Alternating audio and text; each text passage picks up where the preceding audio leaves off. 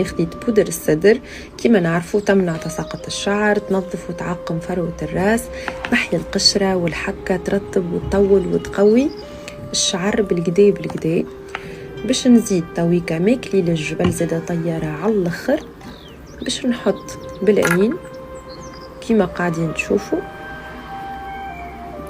انتم طول شعركم باش نزيد جيل الصبار، باش نبدا بزيت الخروع على خاطر امي ديما تحكي لي على زيت الخروع، بالحق طياره للشعر والكل شيء.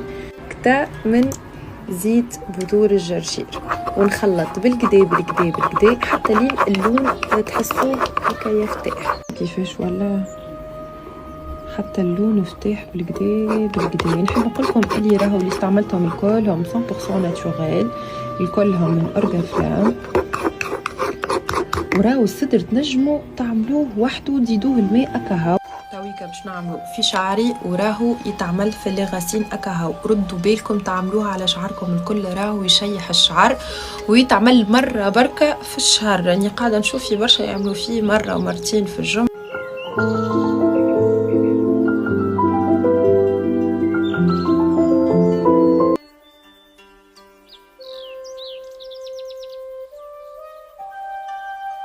عملت تويكا شعري الكل باش نخليه نص ساعة ومن بعد نغسله.